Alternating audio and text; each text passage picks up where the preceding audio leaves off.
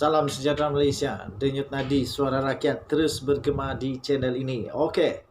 Kita sudah tahu bahwa yang bertanding di Tambun nanti memang luar biasa. Ini memang super heavyweight, tuan-tuan dan puan-puan yang dihormati sekalian.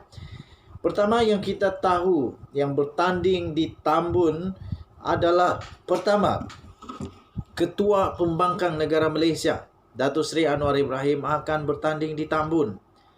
Dan yang kedua, yang juga super heavyweight adalah Timbalan Presiden Bersatu sendiri, Faizal Azumu, juga bertanding di Tambun. Dengan itu tuan-tuan dan puan-puan, ditambahkan lagi keceriaan, kemeriahan memang luar biasa di Tambun kali ini, apabila Zahid Hamidi pula mengakui dan telah mengumumkan calon yang bakal bertanding di Tambun adalah juga calon heavyweight. Zahid Hamidi mengakui bahawa UMNO meletak ketua bahagian tanding di Tambun. Tapi saya fikir kalau sekadar ketua bahagian sahaja memang heavyweight tapi belum super heavyweight dibandingkan dengan Anwar dan Timbalan Presiden Bersatu Faizal Azumu. Ini baru super heavyweight. Super heavyweight lawan heavyweight. Saya fikir ketua UMNO bahagian Tambun iaitu Datuk Aminuddin Mad Hanafiah sukar, bukan tak boleh tapi sukarlah untuk menang kali ini. Adakah percaturan ini akan memakan diri ataupun tidak? Sebab ini betul-betul siapa menang dia akan jadi hero. Siapa kalah memang boleh berkubur terus.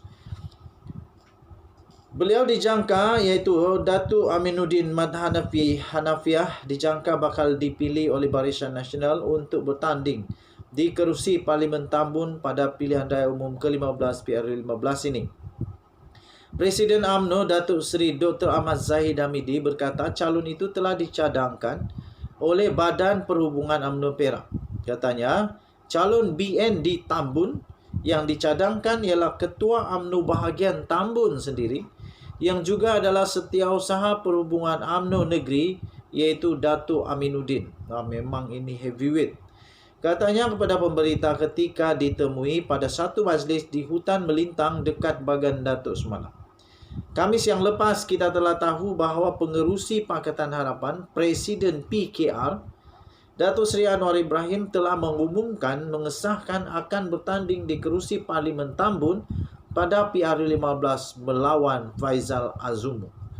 Pada PR14 Datuk Seri Ahmad Faizal Azumu yang bertanding di atas tiket Pakatan Harapan dan menggunakan logo PKR telah menang dalam pertembungan 3 penjuru menentang calon Barisan Nasional dan PAS.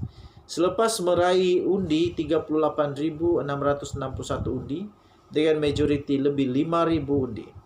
Ahmad Zahid yang juga adalah penyandang kerusi Parlimen Bagan Datuk berkata, percubaan Pakatan Harapan untuk mempertaruhkan Anwar Ibrahim pada PRU15 di Perak amat dialu-alukan. Wah, yakin juga. Perak adalah tempat kubu kuat BN. Namun, kalau mana-mana parti mahu mencuba, kita mengalu-alukan percubaan mereka, katanya. Sementara itu merujuk kepada persoalan sama ada penyandang kerusi Parlimen Pasir Salak Datuk Seri Tajuddin Abdul Rahman akan dicalonkan semula di kerusi Parlimen berkenaan. Ahmad Zahid berkata perkara itu akan diserahkan kepada jawatan kuasa pemilihan parti. Menurutnya, perkara sama turut diserahkan kepada jawatan kuasa pemilihan parti bagi mengenal pasti kerusi yang sesuai untuk Khairi Jamaluddin yang merupakan penyandang kerusi Parlimen Rembau.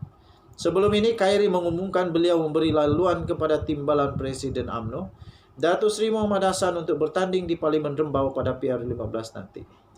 Denyut nadi suara rakyat bergema di channel ini. Kita jumpa lagi. Ya. Satu demi satu, pengumuman demi pengumuman, keputusan demi keputusan diumumkan satu persatu, tuan-tuan dan puan-puan. Satu demi satu nama-nama besar, nama-nama kecil, heavyweights, small medium, large, regular, apalagi Super Ultra kah, apakah, akhirnya diumum satu persatu. Dan sekarang ini tuan-tuan dan puan-puan beralih kepada negeri Sabah di bawah Bayu pula. Bakal presiden lawan timbalan presiden di Penampang. Hui, ini barulah best. Datuk Ewan Benedict dan Datuk Daryl Laking dikatakan bakal berentap di Penampang. Ini barulah, ini memang super heavyweight. Kerusi Parlimen Penampang akan menyaksikan pertembungan di antara bakal presiden dan timbalan presiden dua parti tempatan dalam blok pembangkang Sabah pada pilihan raya umum PRU15 bulan depan. Ia selepas bakal presiden Pertubuhan Kinabalu Progresif Bersatu atau APKO, Datuk Ewan Benedict dinamakan sebagai calon utama Pakatan Harapan PH Sabah bagi merebut kerusi berkenaan daripada Parti Warisan. Penyandang kerusi berkenaan yang juga timbalan Presiden Warisan, Datuk Daryl Laking yang mendudukinya selama 2 panggal sejak 2013 dinamakan semula untuk mempertahankan kemenangannya dalam 2 PRU sebelum ini. Pencalonan Daryl yang juga adalah bekas Menteri Perdagangan Antarabangsa dan Industri diumumkan oleh Presiden Warisan, Datuk Seri Muhammad Shafie Apdal pada program parti itu di Sepanggar semalam. Muhammad Shafie berkata, pemilihan calon parti itu telah dibuat berdasarkan rekod pemimpin atau penyandang kerusi yang baik. Sementara itu, tuan-tuan dan puan-puan, pencalonan Ewan yang juga ahli Dewan Undangan Negeri Adun Kedamaian mendapat sokongan pemimpin dan penyokong APKO termasuklah bahagian parti itu di Penampang berdasarkan bakat kepimpinan muda yang dimilikinya.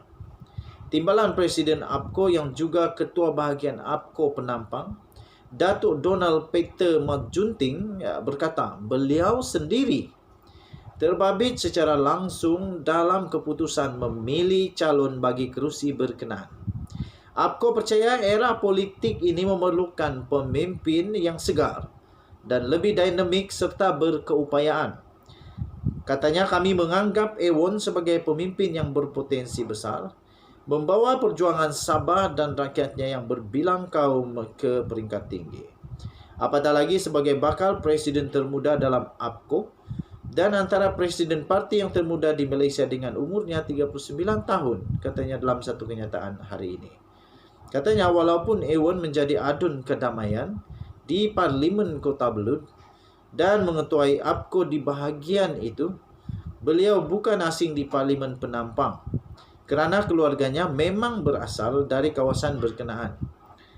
Selain banyak program parti telah dilaksanakan di kawasan itu, bermula pada Ketua Kemulakan Pemuda APKO pada tahun 2005 lagi.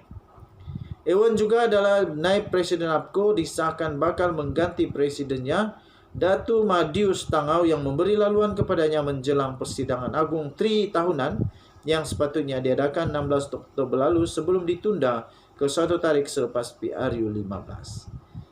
Denyut nadi suara rakyat bergema di channel ini. Jangan lupa tekan butang subscribe, like dan share. Bye-bye.